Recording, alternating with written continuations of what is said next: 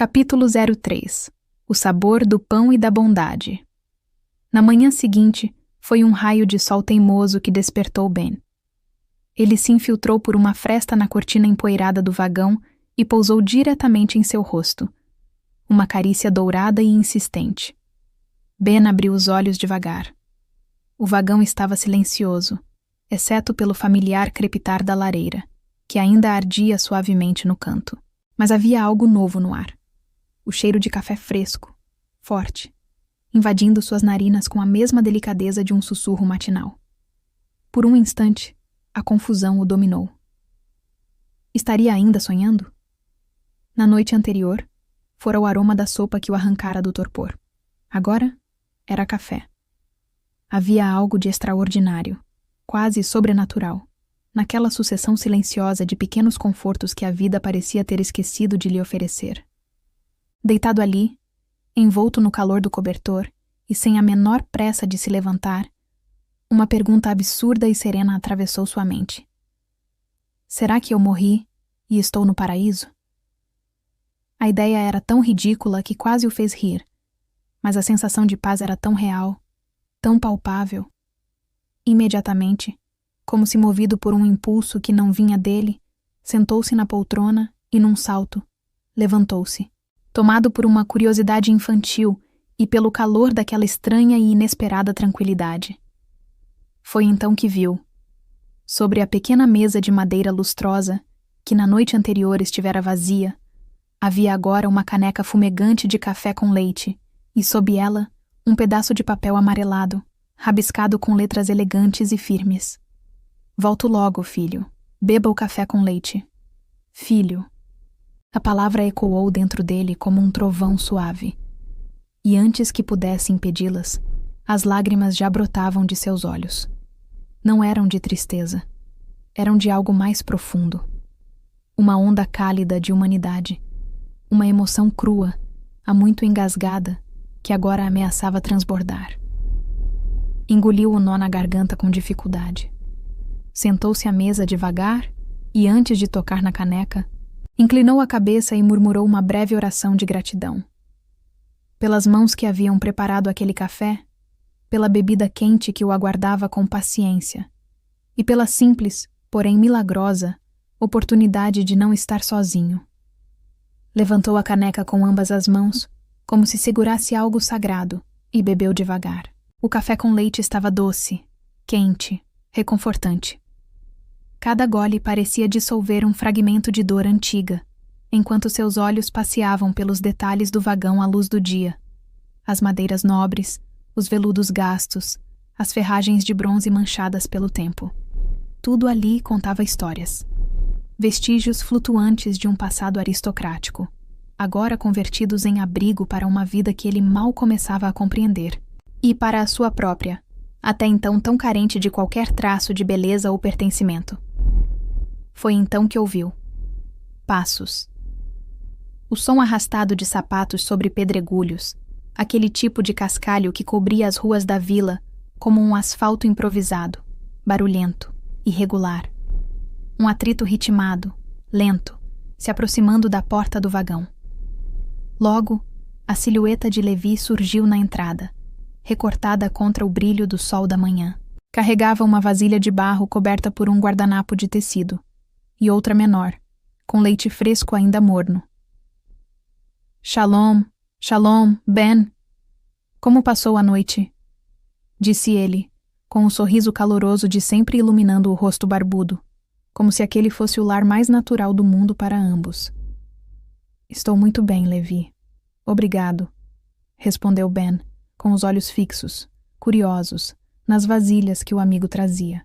Levi sorriu, sentou-se junto à pequena mesa e, com a calma de quem não tem pressa para nada importante, desfez o nó do pano de prato que cobria a vasilha maior.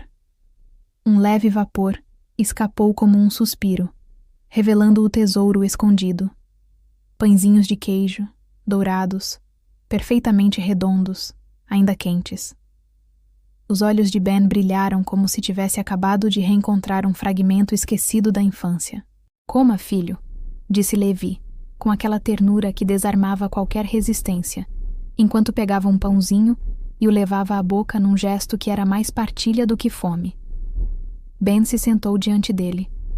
Pegou um pão de queijo e o mergulhou cuidadosamente no café com leite ainda quente, como se aquele momento merecesse respeito. O pão derretia na boca, elástico, salgado e reconfortante. O aroma da bebida misturado ao do queijo fresco envolvia os dois num abraço invisível, como se o vagão respirasse junto com eles. Cada mordida dissolvia um pouco mais a rigidez de seus ombros. E, no entanto, sua mente voltava a fervilhar, como água no ponto da ebulição. Por que ele me trata assim? Por que faz tanto por mim sem nem me conhecer direito? Pensava, os olhos fixos na caneca. Era uma pergunta desconfortável, uma batalha entre a gratidão e a velha desconfiança, que morava em algum lugar profundo dentro dele, construída tijolo por tijolo com cada golpe, cada desprezo, cada noite fria em silêncio. À sua frente, Levi comia devagar, como uma criança feliz. Um sorriso calmo iluminava seu rosto, e Ben sentia, contra toda a lógica, que aquilo era suficiente. A presença, a comida quente, o silêncio compartilhado. Tudo tão simples, e ainda assim, mais poderoso do que qualquer explicação. Pela primeira vez em muito tempo, ele se sentia seguro.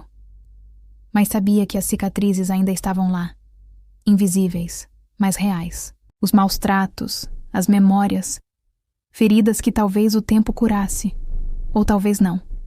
Mas ali, naquele instante, havia alívio, um raro descanso na bondade de um velho estranho. Levi terminou seu pão, limpou os dedos no guardanapo e ficou observando Ben por um momento, com aquele sorriso que parecia esconder um oceano de histórias. Eu te cumprimentei com Shalom, Ben. Você sabe o que essa palavra significa? Perguntou com voz serena, mas olhos atentos, como um professor disposto a ouvir mais do que ensinar. Ben balançou a cabeça, os lábios ainda ocupados com o último pedaço do pão. Não sei, murmurou, enquanto mastigava devagar. Levi recostou-se levemente, como quem se prepara para revelar um segredo antigo. Shalom, disse ele com a voz calma como um riacho ao amanhecer. É uma palavra muito antiga, vem do hebraico. Significa bem mais do que só paz. Quer dizer uma paz completa, um bem-estar que envolve segurança, saúde, alegria. É desejar tudo de bom a alguém, de verdade. Ben o encarava em silêncio, absorvendo as palavras como quem descobre que existe uma língua nova, feita só de esperança. Você conhece as Sagradas Escrituras, Ben? Já ouviu falar dela? Ben suspirou. Passou a mão pela boca, num gesto lento, como se quisesse limpar não só as migalhas do pão, mas também as lembranças que a palavra Escrituras Sagradas lhe trazia. Lembranças ásperas, desconfortáveis, que pareciam grudadas à pele. Na sua mente, surgiu a imagem da companheira de seu antigo tutor.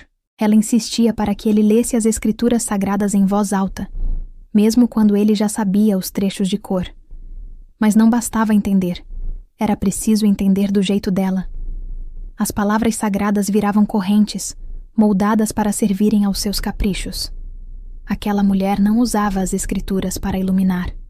Ela as torcia para controlar. Um livro que deveria libertar, em suas mãos, se tornava cela. Tenho dificuldade com o jeito que as pessoas enxergam as coisas, disse ele com a voz baixa, como quem confessa uma falha que não pode consertar. Levi inclinou-se um pouco, os olhos azuis atentos, firmes, mas sem julgamento. Que tipo de dificuldade? Perguntou, como quem realmente queria ouvir. Ben hesitou. As palavras vieram aos tropeços, como se tivessem que atravessar uma ponte instável. Eu não entendo como as pessoas separam a antiga e a nova aliança, Levi. Para mim, uma completa a outra, as palavras se encaixam de um jeito que ninguém mais parece ver. E quando tento mostrar isso, eles me chamam de esquisito, ou de burro. A testa de Levi se franziu com sutileza. Uma sombra de indignação dançou por trás de sua serenidade, como um trovão distante. Você não é burro, Ben, Nem de longe. Sua voz saiu firme, sem hesitação. Quem diz isso é que tem a mente pequena, e o coração mais ainda. Nunca deixe que alguém, especialmente alguém que não conhece sua história, diga quem você é. Está me ouvindo? Ele fez uma pausa, como se ponderasse cada palavra. E não precisa se explicar agora, se não quiser. A gente pode conversar sobre isso aos poucos. O resto daquele dia deslizou numa correnteza estranha, sem pressa. Ora sentados nos degraus do pequeno alpendre improvisado do vagão, observando a neblina brincar de esconde-esconde com as árvores, ora aconchegados perto da lareira enquanto a tarde esfriava, Ben e Levi conversaram por horas a fio. Foi então que, de repente, vindo do patamar 5, grave e solene, o sino do grande relógio da estação soou. Uma badalada, depois outra, rompendo o silêncio da tarde com uma vibração que pareceu percorrer o próprio ar, como um chamado antigo que finalmente encontrava eco. Levi deu um sobressalto, erguendo a cabeça rapidamente, um sorriso de pura surpresa iluminando seu rosto. Ora, mas não é possível! O velho relógio voltou a tocar o sino, exclamou ele, e havia um brilho divertido e curioso em seus olhos. Ele olhou de lado para Ben. Acho que ele estava esperando por você, Ben. Só pode ser. Ben engoliu em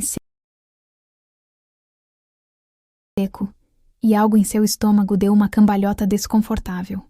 Baixou os olhos para a caneca de metal entre as mãos, girando-a nervosamente, como se quisesse encontrar no fundo dela alguma explicação plausível para o que estava prestes a dizer. Sua voz saiu baixa, quase uma confissão. É que...